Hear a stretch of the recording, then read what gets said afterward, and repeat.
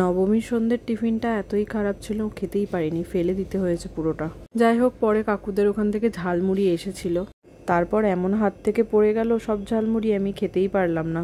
প্রথমে তো আজকে টিফিনটা এতই খারাপ ছিল, খেতে পারিনি। দ্বিতীয়ত যে বেরোবো এখন রাতের বেলায়, এখন আমার একটা কুর্তি পরার কথা ছিল, তো সেটা ফিটিংসেই আসছে না। আসলে আজকে মেয়েরা সবাই কুর্তি পরার প্ল্যানিং করেছিলাম, কিন্তু যেহেতু পরতে পারছি না তাই মনটা একটু খারাপ হয়ে গেছিল। তারপর নিজেকে একটু ঠিক করার চেষ্টা করলাম যে না, চলো পুজো আছে, এখন আর মন টন খারাপ করে কোনো লাভ নেই, যা পড়েছি আনন্দ করাটাই কথা। আমার গাড়িতে আছে সৃজা আর দিদি, আমরা বড় নীলপুর মোড়ে এখন অপেক্ষা করছি বাকিদের জন্য, সবাই আসবে তারপর এখান থেকে বেরোবো। আজকের প্ল্যানিং হচ্ছে বরশুল, আমরা শুধু আজকে বরশুলেরই ঠাকুর দেখবো, সেটার জন্যই এখন রওনা হব। তো চলো সবটাই দেখাবো।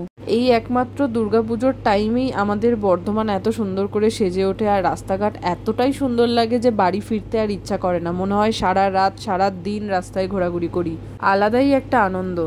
আচ্ছা তোমরা বলো তো, যারা বরশুলে থাকো, বরশুলে মোট কটা প্যান্ডেল হয়েছিল? আমরা কিন্তু দুটোই দেখতে পেয়েছি। প্রথমটা দেখার পর তো আর একটা রাস্তা দিয়ে পুলিশগুলো কাউকেই যেতে দিচ্ছিল না। মাঝরাতের দিকে ঠাকুর দেখতে যাওয়ার একটা সুবিধে আছে, কোনো রকম লাইন দিতে হয় না, প্রায় ফাঁকাই থাকে। আমরা পুরো 11 জন টিম করে বেরিয়েছিলাম। বন্ধুদের গ্রুপের সাথে বেরোনোর মজাই একটা আলাদা। আপাতত আমাদের বরশুলে ঠাকুর দেখা কমপ্লিট, এরপর আমরা ফিরবো আমাদের প্রাণের শহর বর্ধমানের দিকে।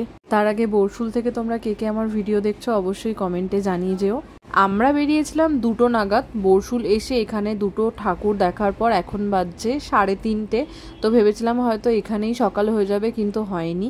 তো এখনও আমাদের হাতে অনেকটাই সময় আছে। এখন আমরা ফিরছি বর্ধমানের দিকে। তো বর্ধমানে দেখি কটা পারি দেখবো ঠাকুর। আমাদের বর্ধমানে তো মোট 2টো ঠাকুর আমি দেখেছি এখনো পর্যন্ত, এখনো অনেক ঠাকুর দেখা বাকি আছে। আগের বছর এই করে করে আমি দেখতে পাইনি জানো তো, এই বছর একদম মিস করবো না, সব কটা দেখবো। গাড়ি স্ট্যান্ডে গাড়ি নিতে এসে দেখি বৃষ্টি পড়ছে, এই শুরু হলো মনে হয়, কি হবে জানি না। আমাদের কাছে পয়সা আছে তাই আমরা এটা ক্রস করতে পারবো, মানে গাড়ি রাখার ওখানে আর কি। একটা জায়গায় আমরা পয়সা না দিয়ে পালিয়ে এসেছি। তো এই যে দিদির কাছে, এ দিদি পয়সা আছে তো? পয়সা খুঁজছে, 100-200 টাকার নোট ধরিও না, খুচরো দেবো না। 10 টাকা আছে গাইস, আমরা বেঁচে গেছি। এ দেখা 10 টাকাটা দেখা কি কি। বৃষ্টি থেমে গেছিল, আমরা বেরিয়ে পড়েছিলাম বরশুল থেকে। আসার পথে শক্তিগড়ে একটা চায়ের দোকানে আমরা সবাই মিলে দাঁড়াই চা খাওয়ার জন্য। বাকিরা সবাই চা খাবে, আমি বাদ দিয়ে, কারণ আমি তো চা খাই না। সবাই চা খাচ্ছিল বসে বসে, আর আমি ভাবছিলাম যে কোন ঠাকুরটা দেখবো সবার প্রথমে। আচ্ছা আমার এই ড্রেসটা কেমন লাগছে আর আমাকে পরে কেমন লাগছে তোমরা অবশ্যই জানিও কিন্তু কমেন্টে। পুজোতে তো আমি কোনো রকম শপিং করিনি, তোমাদের তো আমি শেয়ার করেছি, এটা এমনি কিনে রাখা ছিল, তাই এখন কাজে লেগে গেল, পুজোতেই পরে নিলাম। এই যে মাটির ভাঁড়ে গরম গরম চা চলে এসেছে। ঘুমে মনে হয় চোখ একদম ঢুলু ঢুলু হয়ে গেছে সৃজুর, ভাবছি ওকে বাড়িতে ফেলে আসবো। যেই না বলেছি বাড়ি যাওয়ার কথা, বলে না আমি যাবোই না, আমি সেই ভোরবেলায় সকালে একেবারে বাড়ি ফিরবো। তো এখানে এখন ফটোশুট পর্ব শুরু হয়ে গেছে আমাদের, এগুলোই তো থেকে যাবে সারা জীবন স্মৃতি হয়ে, তাই না? তাই আমি সবসময় চেষ্টা করি সুন্দর সুন্দর মুহূর্তগুলোকে ক্যাপচার করে রাখা। নবমীর এই ভিডিওটা একাদশীতে পোস্ট হবে, তার কারণ হলো সারা রাত ধরে তো নবমীতে ঠাকুর দেখা হয়েছে, আমরা তো সেই ভোরবেলায় বাড়ি ফিরেছি, এই ভিডিওতে তোমরা দেখতেই পাবে। সো আর এনার্জি ছিল না যে ভিডিওটা এডিট করি, কারণ প্রচণ্ড টায়ার্ড ছিলাম। রাস্তায় একটা না ঘটনা ঘটেছিল, এই হাইওয়ে ধরে যখন বাড়ি যাচ্ছিলাম না, একদম হাইওয়ের ধারে না একটা বড় সাপ আমি শুয়ে থাকতে দেখেছিলাম। 1 ইঞ্চ দূরেও ছিলাম না, যদি আরেকটু গা ঘেঁষে যেতাম হয়তো আমার গাড়িটা সাপটার ওপর দিয়ে চলে যেত। ভয় তো প্রচুর জোর পেয়ে গেছিলাম, বাট কিছুই হয়নি সাপটার, এটাই অনেক ভালো। একটা প্যান্ডেলে ঢোকার পর সেখানে গিয়ে আমরা একটা মহিষাসুরকে ফোকাস করি, আর সত্যি এখানের মা দুর্গার সাথে যে মহিষাসুরটা আছে না, তার মুখের এক্সপ্রেশনটাই অন্যরকম। তো সেটা নিয়ে একটু আমরা সবাই মিলে হাসাহাসি করছিলাম। মহিষাসুর রেগে যাক আমরা চাই না, তাই আমরা চলে গেছিলাম এখান থেকে। তারপর আমি চলে যাই এই রকম একটা সুন্দর জায়গায়, যে জায়গাটা পছন্দ আমি করেছি ছবি তোলার জন্য।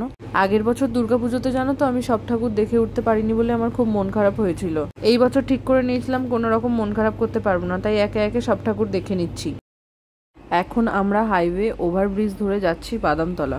এই বছর দুর্গাপুজোয় আমাদের বর্ধমানে এই জায়গাটা খুবই ফেমাস হয়েছে, বেশ কয়েকদিন ধরে ভিডিওতে দেখছিলাম, এখন সামনে থেকে দেখছি। জায়গাটায় ভিডিও ছবি তো দারুণ আসবে, বাট যদি জায়গাটা একটু ফাঁকা থাকতো একটু বেশিই ভালো লাগতো। আমি যে ব্যক্তিগুলোর সাথে আছি তারা হলো সবাই চা প্রেমী, তারা ক্ষণে ক্ষণে চা খায়, এখনো এখানে দাঁড়িয়ে চা খাচ্ছে, তারপর আমরা বেরোবো। আচ্ছা আমাদের বর্ধমানে এই প্যান্ডেলটায় কয়জন ঠাকুর দেখেছো অবশ্যই কিন্তু কমেন্টে জানিও আমাকে। এটাই শেষ ঠাকুর দেখা ছিল আজকের মতন, কারণ ভোর হয়ে গেছে, আবার বাড়ি ফিরতে হবে। তো এখন আমরা বাড়ি ফিরবো, চলো। মাঝ রাস্তায় এমন বৃষ্টি শুরু হয়েছে, রাস্তার ধারে একটা প্যান্ডেল পেয়ে আমরা সেখানেই দাঁড়িয়ে পড়লাম। দশমী অলরেডি ঢুকে গেছে, এখন ভোর, মানে বুঝতেই পারছো দশমীতে তো বৃষ্টি হবেই, মায়ের বিদায় বলে কথা। যেই প্যান্ডেলটাই আমরা সবাই বৃষ্টির জন্য দাঁড়িয়ে আছি সেখানকার ঠাকুর এটা।